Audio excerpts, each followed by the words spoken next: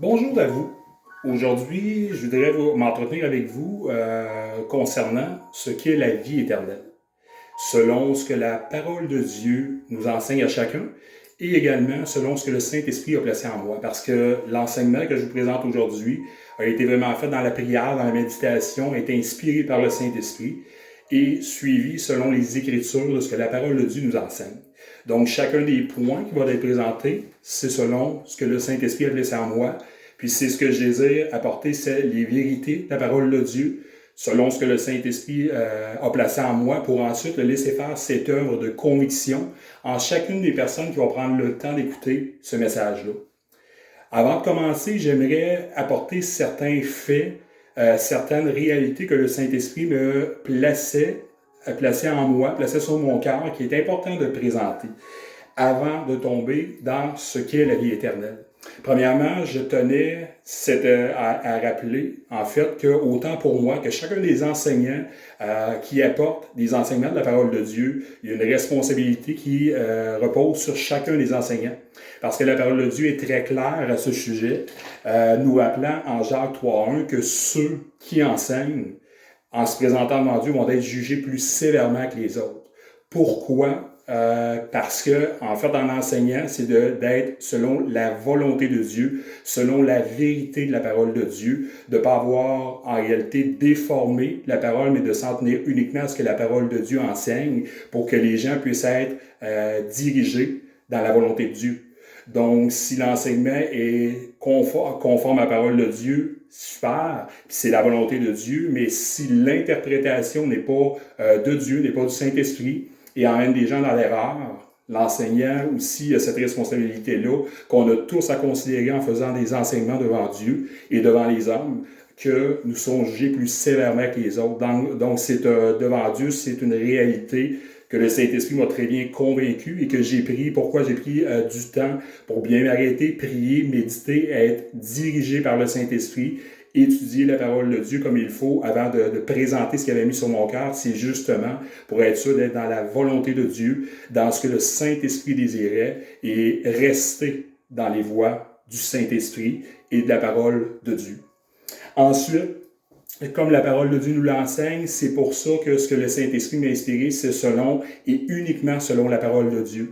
La parole de Dieu, le Seigneur Jésus, Dieu nous l'a laissé. Pourquoi? Pour nous enseigner à enseigner la vérité, réfuter l'erreur, corriger les fautes et former une juste manière de vivre, comme 2 Timothée 3.16 nous le rappelle très bien. Donc, c'est pourquoi, en réalité, que la parole de Dieu va être citée à maintes et maintes reprises aujourd'hui pour citer ce que la parole de Dieu dit par rapport au contenu que le Saint-Esprit a mis en moi, pour que vous ayez justement cette vérité-là, que vous vous appuyez non sur ce que l'homme dit, mais sur ce que le Saint-Esprit a placé en moi et que vous puissiez vous appuyer sur la parole de Dieu pour que le Saint-Esprit puisse faire cette œuvre en vous.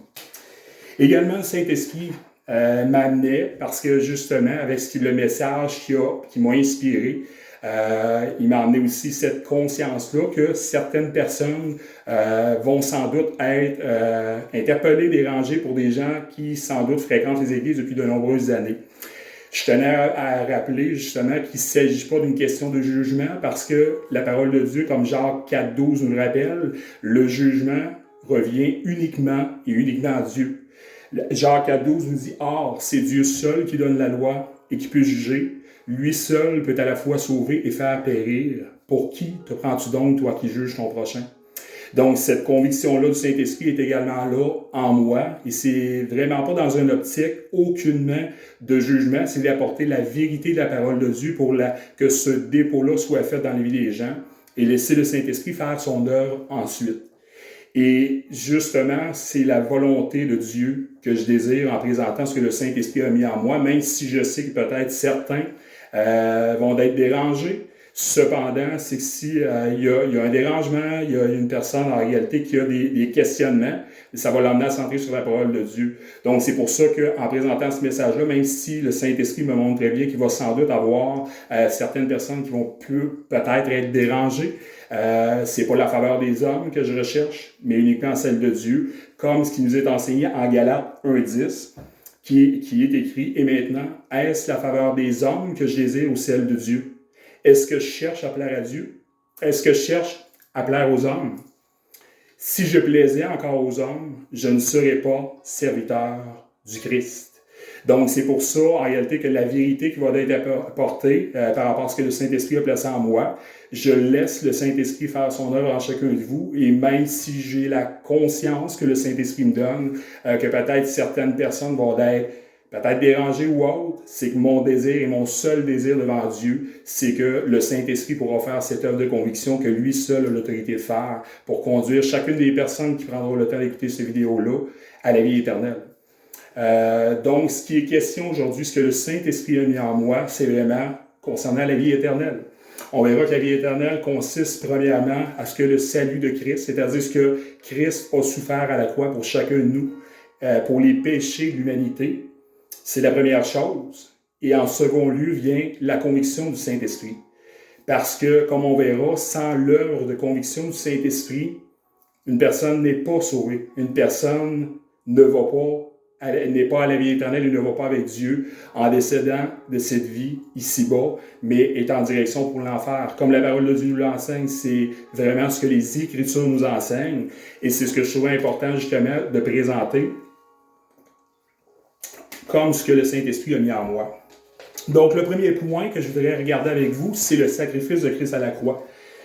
Pourquoi Christ est allé à la croix? Et en réalité, il y a plusieurs versets qui nous l'expliquent, qu'on va voir ensemble. C'est vraiment parce que l'être humain était pécheur.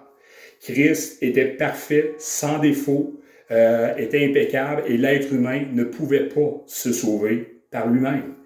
Il avait besoin, en réalité, de cette œuvre salutaire que le Christ a souffert à la croix, le Fils de Dieu, qui était sans péché, parfait, sans défaut.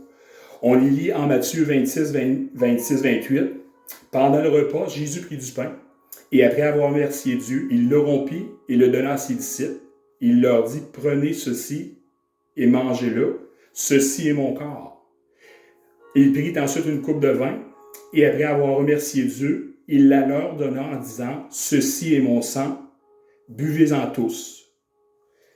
Le sang qui garantit l'alliance de Dieu et qui est versé pour une multitude de gens pour le pardon des péchés.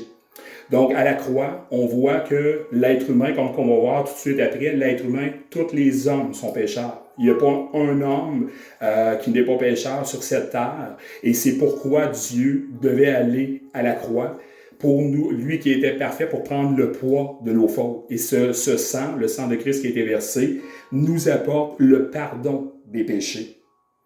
On lit également en 1 Jean 5, 11-12. Dieu nous a donné la vie éternelle et cette vie nous est accordée en son Fils. Celui qui a le Fils a la vie, celui qui n'a pas le Fils de Dieu n'a pas la vie. Donc, en réalité, cette reconnaissance de ce que Christ a fait à la croix, pour la personne qui, cette reconnaissance n'est pas là du sacrifice, la parole de Dieu est très claire, en réalité, n'appartient pas à Dieu. Si le Christ n'est pas là, la parole de Dieu est claire, comme qu'on va voir plus tard, mais c'est l'enfer. Parler des vraies choses, oui, c'est les mots, c'est la parole de Dieu. Et parfois, on évite de parler de ces réalités-là, mais c'est ce qui est aussi la vie éternelle, justement, c'est de reconnaître ce sacrifice de Christ à la croix qui a payé pour chacun de nous. Et en 1 Corinthiens 1,21, on y lit un verset très, très clair. En effet, les êtres humains, dans toute leur sagesse, ont été incapables de reconnaître Dieu là où il manifestait sa sagesse. C'est pourquoi Dieu a décidé de sauver ceux qui croient grâce à cette prédication apparemment folle de la croix. Ainsi, c'est que l'être humain, dans sa sagesse, n'a pas été capable de voir et de reconnaître le sacrifice de ce que Christ a souffert pour chacun d'entre nous. Et ce verset-là est clair que Dieu sauve ceux qui croient à ce sacrifice-là. Comme on le verra plus loin, c'est pas de croire de façon charnelle, c'est par l'œuvre du Saint-Esprit, mais la première base de ce message-là, c'est dans le sacrifice de Christ à la croix. On voit aussi, selon ce que la parole de Dieu nous enseigne, que tous les êtres humains ont péché. La parole de Dieu nous le démontre clairement en Romains 3, 23, 26, qui nous dit « Tous ont péché et sont privés de la présence glorieuse de Dieu. Mais Dieu, dans sa bonté, les rend juste gratuitement à ses yeux par le sacrifice de Christ à la croix. » Dieu l'a offert en sacrifice afin que par sa mort, le Christ obtienne le pardon des péchés en faveur de ceux qui croient en lui. Ainsi, le verset est clair, à savoir, tous ont péché. Il n'y a pas d'exception, il n'y a pas un homme qui n'a pas péché, il n'y a pas une femme qui n'a pas péché. Et je tiens à préciser, pour ceux qui se poseraient la question, qu'est-ce que le péché? Le péché, selon 1 Jean 3,4, il est écrit « Quiconque pêche s'oppose à la loi de Dieu, car le péché est la révolte contre cette loi. » La loi de Dieu, c'est en fait tout ce que Dieu a dit de faire et qu'une personne va aller en compte, ou le Seigneur a dit de ne pas faire, également la personne va aller en compte de ça. Pour vous lister, c'est pas une liste exhaustive, il s'arrêtait, on aurait justement un gros book, ça serait impossible de tout les lister, mais je vous nommerai quelques éléments pour que ceux qui n'ont jamais entendu ce qu'est le péché puissent retrouver des éléments que vous allez être capable de bien saisir. Le mensonge, qu'on trouve en Proverbe 6,17, la méchanceté, Proverbe 6,18, les querelles, Proverbe 6,19, l'immoralité sexuelle en 1 Timothée 1,10, le manque de pardon en Matthieu 6, 14, 15, l'adultère en 1 Corinthiens 6, 9, l'excès de nourriture et d'alcool, Proverbe 23, 20, 21, l'égoïsme en 2 Timothée 3, 2, l'hypocrisie en Matthieu 23, 23, les insultes en 1 Pierre 3, 9, la convoitise en 1 Jean 2, 16, la haine et le manque d'amour, 1 Jean 4, 8, l'impatience en 1 Corinthiens 13, 4, la magie et l'occultisme, Galates 5, 20, la jalousie, Galates 5, 20. Ce sont quelques exemples. Il y en a encore bien d'autres. Ce sont quelques exemples qui démontrent que toutes ces choses sont des péchés en réalité devant Dieu. Et le péché conduit à la mort, c'est-à-dire à l'enfer. Sans le sacrifice, la reconnaissance du sacrifice de Christ à la croix. Et c'est pour ça qu'on dit, Romains 3, 23 précise très bien que tous ont péché. Cependant, Christ, on doit se rappeler qu'il est allé à la croix pour porter le poids de nos fautes, porter le poids de nos péchés, était pur, sans défaut, sans tache, n'a jamais commis de péché, c'est le Fils de Dieu, mais la parole nous le démontre également en 1 Pierre 2, 21-22, il est écrit « Car le Christ aussi a souffert pour vous, vous laissant un exemple pour que vous suiviez ses traces. Il n'a commis aucun péché. Ses lèvres n'ont jamais prononcé de mensonge. » Et en 1 Pierre 1,19, il est écrit « Non, il fallut que le Christ, tel un agneau pur et sans défaut, verse son précieux sang en sacrifice pour vous. » Donc, on voit en réalité que Christ, le Fils de Dieu, était sans péché et était sans défaut, était parfait, à la différence de l'être humain qui est pécheur, comme on l'a vu en Romains 3, 23-26, et dont la destinée éternelle, c'est la mort éternelle, soit l'enfer pour l'éternité. La parole de Dieu est très claire également que le salut ne se trouve qu'en Christ et en Christ seul. C'est pas en réalité dans la vie après la mort, la réincarnation, et peu importe, il y en a de X, Y, Z par rapport à Marie, c'est pas des jugements que j'apporte, mais c'est selon ce que la parole de Dieu nous enseigne, le salut ne se trouve qu'en Christ et en Christ seul. On lit en Actes 4.12, le salut ne s'obtient qu'en lui, car nulle part dans le monde entier, Dieu n'a donné aux êtres humains quelqu'un d'autre par qui nous pourrions être sauvés. Ainsi, le salut, comme le verset le dit, c'est que se trouve en Christ seul.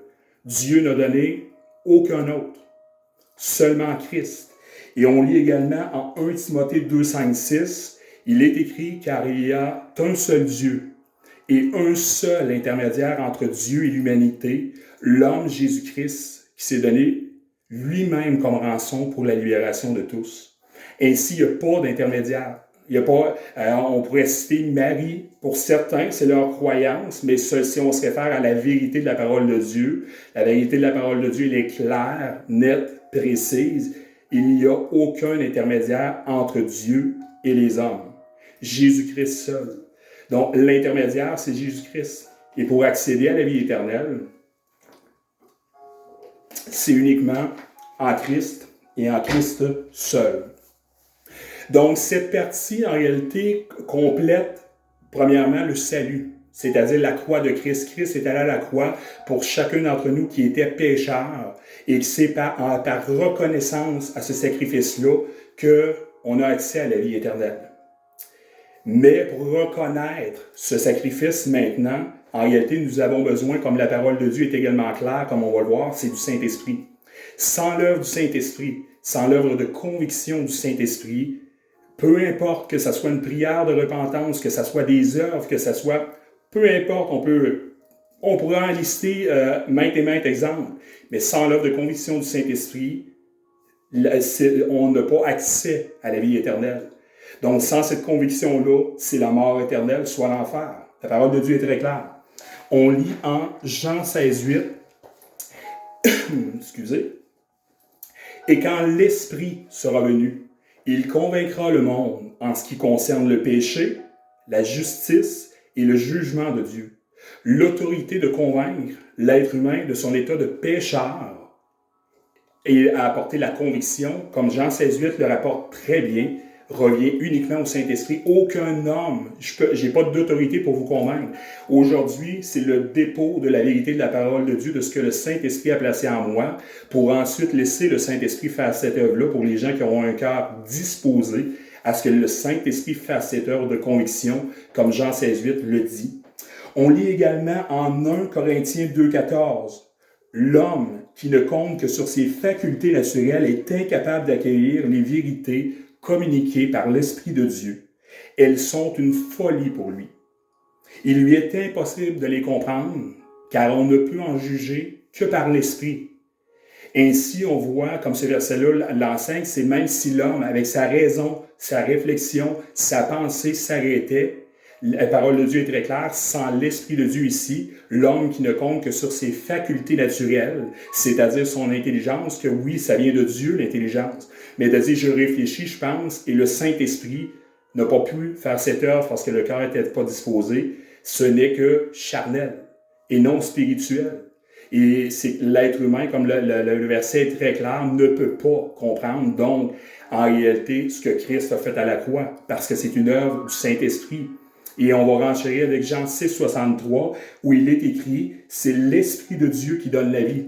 L'homme seul n'aboutit à rien.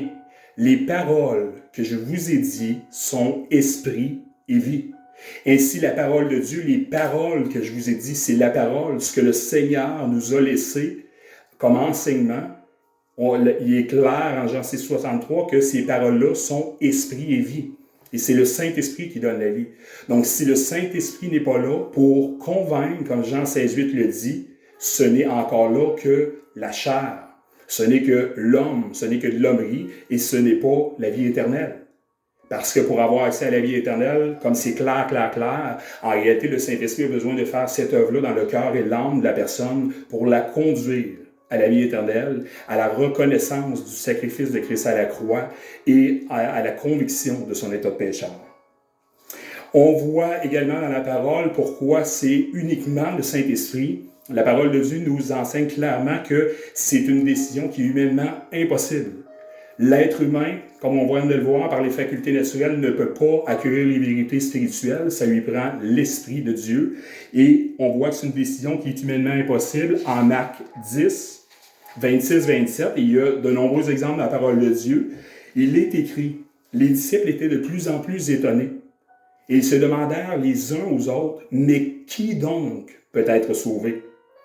Jésus les regarda et leur dit, c'est impossible aux hommes. Jésus répondit, c'est impossible aux hommes, mais non à Dieu, car tout est possible à Dieu. Ainsi, c'est seulement possible à Dieu par la grâce du Saint-Esprit qu'il envoie. Et c'est pour ça qu'en réalité, l'être humain, c'est encore une fois très très clair que l'être humain ne peut pas prendre cette décision-là. Peut s'arrêter, peut se tourner vers Dieu, peut prier, mais c'est l'œuvre du Saint-Esprit qui va apporter cette conviction-là. Donc jusqu'ici, la parole de Dieu est très très claire. Pour avoir accès à la vie éternelle, ce que Dieu a établi, c'est la reconnaissance du salut de Christ à la croix, ce qu'il a souffert pour chacun de nous. de ce qui a accepté de payer le prix à la croix, lui qui était parfait, sans défaut, qui a pris le poids de mes péchés, qui a pris le poids de nos péchés, pour ensuite être convaincu par le Saint-Esprit. Sans l'œuvre, sans la reconnaissance de la croix par l'œuvre du Saint-Esprit, peu importe la façon, et c'est à ce moment-là que je disais tout à l'heure, c'est pas de plaire aux hommes, ce que le Saint-Esprit a mis en moi, c'est ce qu'il plaçait dans mon cœur, dans mon âme, c'est de parler de la prière de repentance. Parce que ça fait depuis plus de 15 ans, en réalité, que je suis dans les églises. En réalité, j'ai vu à de nombreuses reprises, c'est pas un jugement, c'est un fait, selon ce que les Écritures apportent, de faire la prière de repentance, d'avancer en avant de faire la prière de repentance sans la conviction du Saint-Esprit. En réalité, comme on vient de très bien le voir, cette prière-là n'est que purement charnelle. En réalité, cette prière-là ne sauve pas. Pour la personne qui place sa foi dans cette prière de repentance-là, sans avoir été convaincue par le Saint-Esprit, ça peut faire une personne, ça fait 5 ans, 10 ans, 15 ans, 50 ans, qui a placé sa foi par « je l'ai prononcé de la bouche ». Mais la disposition par cette conviction-là du Saint-Esprit n'a pas été faite, ça ne conduit pas à la vie éternelle. Parce que on le ramène, c'est une décision, si je prends cette décision-là d'avancer, de faire la prière de repentance, c'est que le Saint-Esprit n'a pas fait cette œuvre-là. Ce n'est qu'une décision purement humaine, charnelle. Et la parole de Dieu est encore une fois très très claire à ce sujet-là. On y lit Éphésiens 2, 8, 9. Car c'est par la grâce de Dieu que vous avez été sauvés au moyen de la foi. Ce salut ne vient pas de vous, il est un don de Dieu. Il n'est pas le résultat de vos efforts et ainsi personne ne peut se vanter. Ainsi, le verset met en face, c'est un don de Dieu, comme on voyait tout à l'heure, le don de Dieu par la croix de Christ et l'œuvre du Saint-Esprit. Et en réalité que ce don-là ne peut pas être acquis par des efforts humains, c'est-à-dire placer ma foi dans cette prière. Cette prière-là va avoir sa raison d'être uniquement par cette conviction du Saint-Esprit. En ayant été convaincu du Saint-Esprit, ce n'est pas la prière de repentance qui va sauver la personne. Mais c'est uniquement cette prière-là, c'est une reconnaissance de ce que le Saint-Esprit a convaincu l'âme et le cœur d'une personne. Et c'est ce qui fait que la personne est en relation avec Dieu et a accès à la vie éternelle. Mais sans l'œuvre du Saint-Esprit, ce ne serait que tromperie et mensonge. Et je tiens important de le préciser parce que c'est ce que le Saint-Esprit a placé en moi.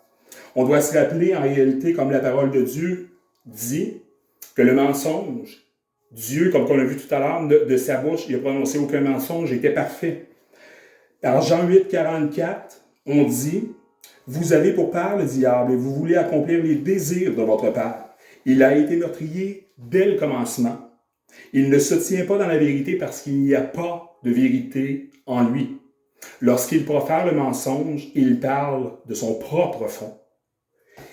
Car il est menteur et le père du mensonge. » En réalité, on voit que le mensonge, c'est-à-dire si on ne s'en tient pas aux Écritures, c'est-à-dire la parole de Dieu est claire que c'est le salut de ce que Christ a souffert à la croix, et c'est ensuite par la conviction du Saint-Esprit. Si on déroge la parole de Dieu, comme en 2 Timothée 3,16, on a vu que toute Écriture est inspirée de Dieu pour enseigner la vérité, réfuter l'erreur, corriger les fautes et former une juste manière de vivre. Si on sort des Écritures pour établir une réalité qui n'est pas établie dans la parole de Dieu, c'est-à-dire je vais faire la prière de repentance, mais en fait, c'est pas de cette façon-là que Dieu établit qu'un être humain, qu'un homme, une femme, un aîné, un jeune enfant, un bébé, il n'y a pas la compréhension, mais en fait, justement, la personne qui justement se tourne vers Dieu doit avoir eu cette reconnaissance de la croix de Christ et la conviction du Saint-Esprit. Sans quoi, ce n'est que tromperie et mensonge. Et on doit se rappeler, en réalité, chacun d'entre nous, que le désir de Christ, pourquoi Christ est venu sur cette terre, et son seul désir, ce sont les âmes pour la vie éternelle. Mais Satan, son âme, le diable, il a un objectif aussi, son désir, c'est de conduire le plus de gens avec lui en enfer. On y lit en réalité en Jean 10, 9, 11, « Je suis la porte. » C'est le Seigneur Jésus qui parle. « Je suis la porte. Celui qui entre en passant par moi sera sauvé. Il pourra entrer et sortir, et il y trouvera sa nourriture. Le voleur ne vient uniquement que pour voler, tuer et détruire. Moi, je suis venu pour que les êtres humains aient la vie et l'aient en abondance. Je suis le bon berger. Le bon berger est prêt à donner sa vie pour ses brebis. Donc, le verset ici, il précise, le voleur ne vient uniquement que pour voler, tuer et détruire. Donc, Satan se prendra, peu importe la façon qu'il va utiliser, si c'est justement d'utiliser qu'une personne a porté dans sa vie que c'est la prière de repentance qui la sauve, sans l'intervention du Saint-Esprit, que cette personne-là a été conduite toute sa vie en plaçant sa foi dans la prière de repentance, mais que le Saint-Esprit n'a jamais fait cette œuvre. Le but de Satan a été atteint pour une personne qui décède et qui n'a pas été convaincue par le Saint-Esprit. Son objectif, malheureusement, est atteint. C'est quand on prend le recul devant cette réalité-là, et c'est pour ça que je me dis, devant la tristesse de cette réalité-là, que c'est pas biblique, mais tant qu'il y a de la vie, il y a de l'espoir. C'est pour ça le dépôt aujourd'hui de la vérité de la parole de Dieu, c'est que le Saint-Esprit doit avoir fait cette œuvre dans le cœur et l'âme de chacune des personnes qui vont être avec le Seigneur Jésus pour l'éternité. Sans cette œuvre de conviction, ce n'est que la mort éternelle. On voit ainsi, en fait, en terminant, c'est que ce qu'on vient de voir, c'est que le sacrifice de Christ à la croix, c'est-à-dire que Christ est allé à la croix pour payer pour les péchés de l'humanité, de chaque homme, chaque femme, et que c'est par la conviction du Saint-Esprit qu'on accède à la vie éternelle. On n'accède pas par la chair, pas par les voies humaines, mais par le Saint-Esprit qui convainc l'âme et le cœur. Sans cette œuvre, la parole de Dieu est très, très, très, très claire. Ce n'est pas la vie éternelle dans ce lieu de paix, de bonheur avec le Seigneur Jésus, mais c'est ce lieu de souffrance éternelle, jour et nuit, de tourment. On y lit en Luc 12, 4, 5.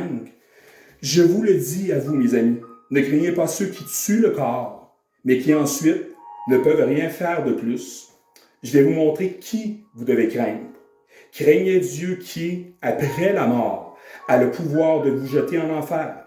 Oui, je vous le dis, c'est lui que vous devez craindre. » Hébreux 27 nous dit, « L'être humain est destiné à mourir une seule fois, puis à être jugé par Dieu. » Jugé par rapport à justement cette réalité-là du sacrifice de Christ à la croix.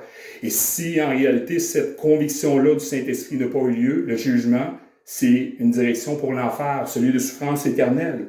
On est en Apocalypse 20, concernant le diable, et après on va voir concernant l'être humain qui n'appartient pas à Dieu, va à la même place. Apocalypse 20 nous dit, « Alors le diable qui les trompait est jeté dans le lac de soufre enflammé, où se trouve déjà la bête et le faux prophète, et ils y seront tourmentés jour et nuit pour toujours. » Tourmentés jour et nuit pour toujours. En Apocalypse 20, 11, 15, on y lit « Des livres furent ouverts. Un autre livre encore fut ouvert, le livre de vie. La mort fut jugée selon ce qu'ils avaient fait. Les morts furent jugés selon ce qu'ils avaient fait, d'après ce qui est écrit dans les livres. La mer rendit les morts qu'elle contenait. La mort et le monde des morts rendaient aussi leurs morts. Et tous furent jugés selon ce qu'ils avaient fait. La mort et le monde des morts furent jetés dans le lac enflammé, puisqu'on parlait tantôt du diable, en réalité, qui est tourmenté jour et nuit. Et c'est là le point important de ce verset-là. Ce lac est la seconde mort. Quiconque n'avait pas son nom inscrit dans le livre de vie fut jeté dans le lac enflammé. Et en Apocalypse 21, 27, il est écrit « Seuls entreront ceux dont le nom est inscrit dans le livre de vie, qui est celui de l'agneau. » Donc, en conclusion, en réalité, de ce message, on a vu au tout début qu'il y a question de ce que Christ a su faire à la croix. C'est-à-dire qu'il s'est donné pour chacun d'entre nous parce qu'il n'y a pas un être humain qui avait accès à la vie éternelle. Sans le sacrifice de Christ à la croix, la destinée éternelle pour chaque être humain était l'enfer. L'enfer éternel qui est ce lieu, comme on vient de le voir, ce lieu de tourment, jour et nuit, pour toujours. Sans repos, et c'est une mort éternelle. Quand on dit éternel, c'est l'éternité. Je disais souvent, quand on prend en comparaison, on a tous eu des moments qu'on a souffert dans cette vie. Vous pouvez vous caractériser, dire, prenez le moment où vous avez souffert. Et à un certain moment, cette souffrance-là s'est arrêtée. L'enfer, la souffrance qui va être là, il n'y aura pas d'arrêt. C'est pour l'éternité. Il n'y a pas de retour en arrière. Il n'y a pas d'autre possibilité une fois qu'une personne est décédée. Si la reconnaissance de ce que Christ a fait à la croix et la conviction du Saint-Esprit n'a pas eu lieu, c'est une mort éternelle. Et quand on dit éternel, pour l'enfer, ce lieu de tourment, jour et nuit sans repos, ça va être pour l'éternité. Donc la souffrance ici-bas n'est rien comparé à ce qui va être pour l'éternité, pour chaque personne qui malheureusement se trouveront en enfer. C'est à considérer et prendre au sérieux. On y lit en réalité pour ceux qui ont justement reconnu Christ par la conviction du Saint-Esprit, la parole de Dieu est très très claire, que ça va être ce lieu, au lieu d'être ce lieu de tourment éternel. On lit en Apocalypse 21, 3, 4, « J'entendis une voix forte qui venait du trône et disait, « Maintenant la demeure de Dieu est parmi les hommes, il demeurera avec eux et ils seront son peuple. Dieu lui-même sera avec eux, il sera leur Dieu. Il essuiera toute larme de leurs yeux, il n'y aura plus de mort, il n'y aura ni deuil, ni lamentation, ni douleur. En effet, les choses anciennes auront disparu. » Et en Apocalypse 21, 6, 7, on y lit, « Et il ajouta sans effet, je suis l'alpha et l'oméga, le commencement et la fin. Celui qui a soif, je lui donnerai à boire gratuitement à la source d'eau de la vie.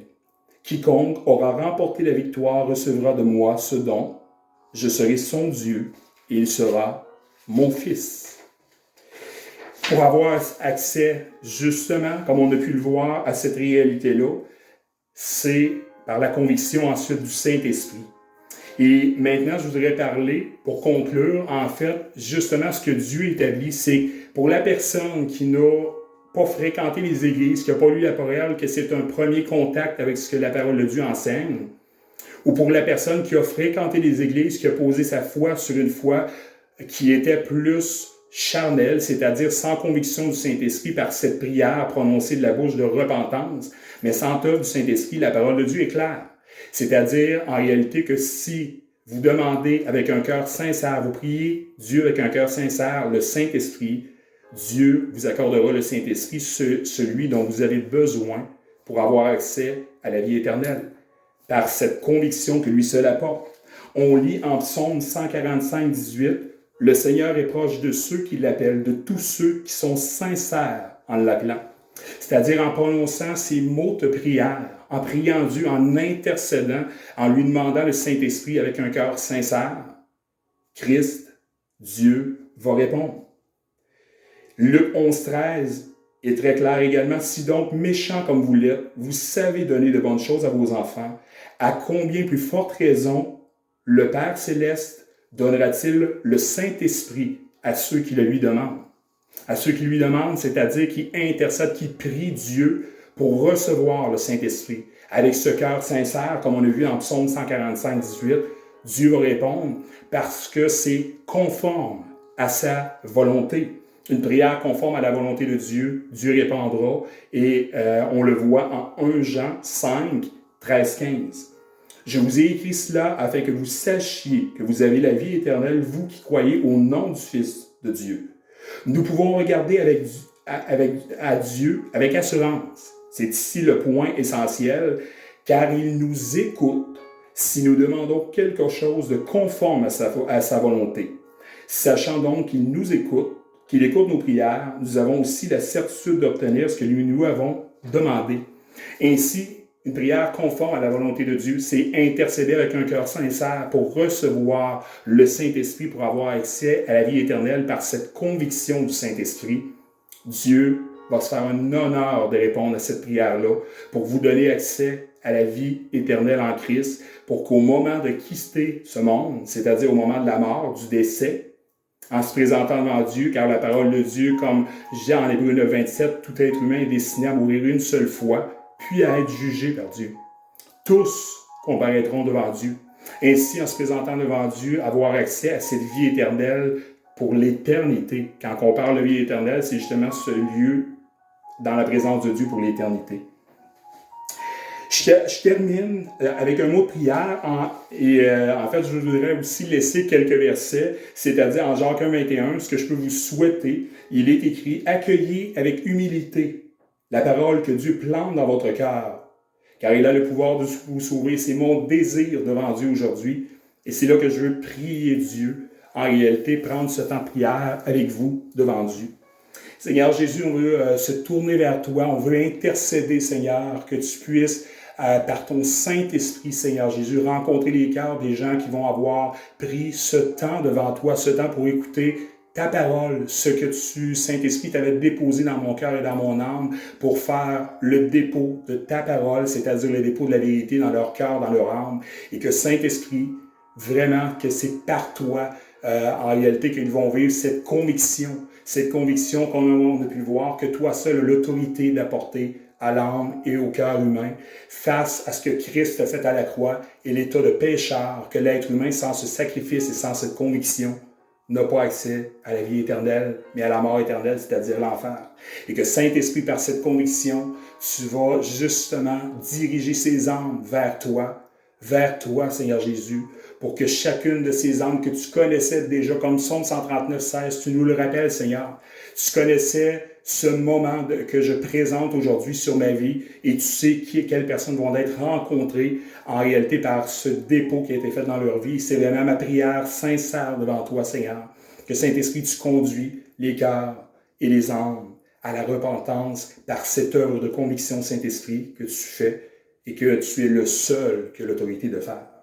C'est dans la prière, Seigneur, que je dépose ces prières devant toi, Seigneur Jésus, dans la foi. Amen. Et je termine avec une expérience personnelle, en réalité, que j'ai vécue, pour vous montrer également ce que la foi véritable par le Saint-Esprit apporte. On y lit en Hébreux 2, 14, 15. C'est ainsi que par sa mort, la mort de Christ, il a pu écraser le diable qui détient la puissance de la mort et délivrer ceux que la peur de la mort rendait esclaves durant leur vie entière. Et je vous dirais qu'il n'y a pas si longtemps, en réalité, j'ai eu des symptômes qui s'apparentaient à un cancer, en bon français, des testicules, tout ça. Et à ce moment-là, en fait, avant même de passer les tests, la paix de Dieu, que dans la parole de Dieu, il nous dit, c'est la paix que je vous laisse, c'est ma paix que je vous donne. Je ne vous la donne pas à la manière du monde, ne soyez pas inquiets, ne soyez pas effrayés. Et c'est véritablement pas une paix que je m'étais conditionné à avoir dans mes pensées. C'est une paix qui m'habitait du début des symptômes à quand je suis allé voir le médecin, à quand j'ai passé les tests. J'étais toujours en paix. Et en réalité, les tests se sont avérés. En fin de compte, je dis merci Seigneur parce que telle était sa volonté. Mais advenant le cas que je serais décédé, comme Psaume 139, 16 me le rappelle, Dieu connaît ma vie de A à Z, comme chacune de vos vies. Et j'étais en véritable paix si j'aurais dû décéder pour la suite des choses. Et ce sont une expérience en réalité qui démontre clairement que la vie du Saint-Esprit habite en chacun de ses enfants. Parce que c'est pas une condition, se conditionner, mais c'est la paix qui est là et qui reste, qui est véritable, qui est vivante, qui est tactile.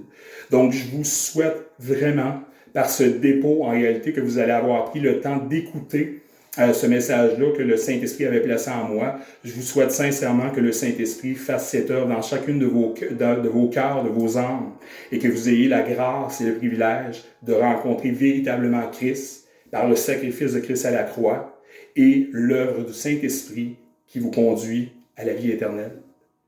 Merci beaucoup de votre écoute. Bonjour.